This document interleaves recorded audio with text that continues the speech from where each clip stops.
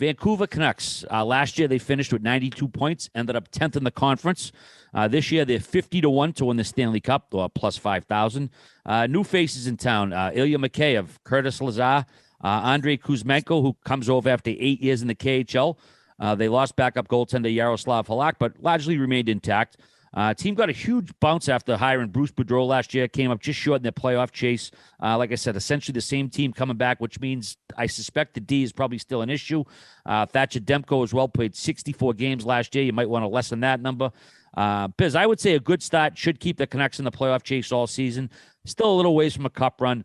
Brock Besser is going to miss the start of the season after getting surgery on his hand. But what's your prognosis on the Canucks, Biz Nasty? I think that the list in which Boudreau was named 16th hottest coach in the league goes to his head. He gets involved in a sex scandal and everything comes unhinged and they don't make playoffs. That's really my only prediction. Some people disagree with the fact that he was that high on the list. I don't know who made the list. Some people like different shapes and sizes. And I just, like I said, I think that, he's on Cameo now.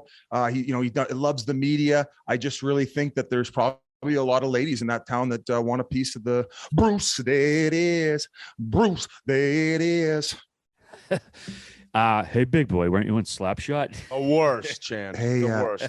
You don't think he's fucking putting barbecue sauce on toes and licking it off? Oh, yeah, he's getting donuts right in between your cornhole. It's just amazing. Yeah. This is all alleged, by the way. Yeah. I don't want to get sued. Some website, I'm not going to say that the name, they supposedly use some app to determine the list, whatever formula they use. But here's how you kind of suspect it was a joke. The number one best looking coach, most handsome coach, Jay Woodcroft, followed by Daryl Sutter, Derek Lalonde, John Hines, Paul Maurice, Rick Bowness, Craig Berube, and Dallas Eakins tied. Where is David Quinn? David Quinn was 29th. Oh, I think it's an opposite list. I think that they take personality into account. They take overall games won resume into account, foreplay, Woodcroft half a season, dirty talk. Sure. They take all of it into account. Right? Yeah. So it's not just looks. Okay, fair enough. But just think about all the guys on that list. That's what coaching does to you. All those guys look a little weathered now. Oh, that's why you don't want to get in a coach. And half that list is bald. No offense, RA, but none taken.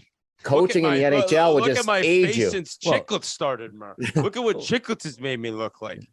In all seriousness, RA, I would say that I would probably put Bednar as the best looking coach in the league, and then I would probably put Quinn right below him. What other man rockets are behind the benches?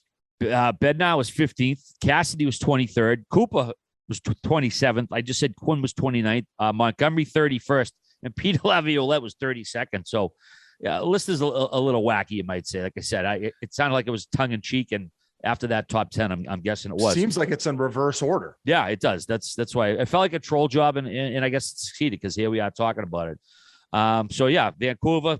What do you got? What's your take on it, Whit? Quickly. I love their group up front. I mean, the major question all year is kind of the Horvat contract situation, being their captain, UFA at the end of the season, and that's going to definitely be a big time storyline there. The D is just, it's probably not good enough to get into the playoffs. I do think, and the record with Boudreau was so good. They were such a successful team when he came over, but I don't know. It's like, no offense at all to Luke Shen, but he's in the top 4, right? I mean, that's probably not a top 4 guy at this point of his career. I don't know what Ekman Larson has. I actually do not know. How did he play the second half? How did he play last year? I think he's just really turned into just a regular third, fourth defenseman. Top he's not 4, really. Though?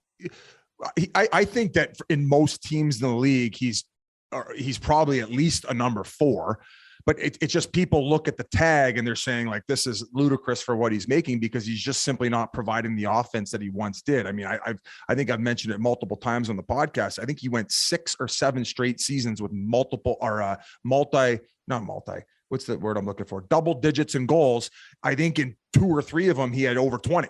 So that's what he got paid for. And he just can't get it done offensively anymore. And also Quinn's getting those reps. He's getting those touches. So he's kind of come second fiddle to the offensive touches as far as the back end, but a lot of money committed to that back end. between Myers, Ekman Larson, and Quinn. You're looking at what, $20 million right there. So agreed with what they're commanding financially, just not a good enough back end. Now you mentioned Shen, he is working with Adam Oates, so maybe he comes in and he looks like fucking Quinn. Who knows? No, that's a possibility. I'm just looking at their D up front though. I love Mikheyev. I actually thought he was awesome on Toronto. I know you kind of used to bring up his postseason numbers and performance wasn't great, but can fly. And they brought him over there. Pettersson probably has the ability to be a 90-point guy. I mean, well, I don't know what we're going to get out of him. A little bit of a question mark there. And I mean, JT Miller was so sick last year. So looking at them up front, they can score and play with people. It's going to be the defense and it's going to be the goaltending. And I don't have them getting in, but I have them battling all year to get at one of those wild card spots, or maybe the third in the Pacific. So just quickly before I hand it off to Merles or RA, I agree with you, which is probably not a good thing because I think that they're going to win the President's Trophy. No, Demko is going to slap lipstick on a pig. I like that Boudreau's the coach because it seems like a skilled group that needs to play loose and with confidence. I felt that, Green probably had a little bit more structure, maybe commanded more at both ends, which most coaches will tell you. But I think everybody knows that Boudreau is a player's coach. I mean, you saw the way that it happened in Washington. So probably the perfect coach for that group, but you're going to end up drafting 12th, 13th overall, and you're not going to get any impact players. I don't think that they're going to make playoffs. I just don't think that they're good enough. And Demko is going to keep them in it till the end. Just a note too, we are going to give out playoff predictions at the end of all 16 teams we talk about tonight. Merle's quick question for you. If Vancouver were to get in, what would be the major reason why they do? Yeah, it got to be Pettersson. Everybody was all over him last year, had a terrible year for his standards. So he'll bounce back. He's a hockey nerd.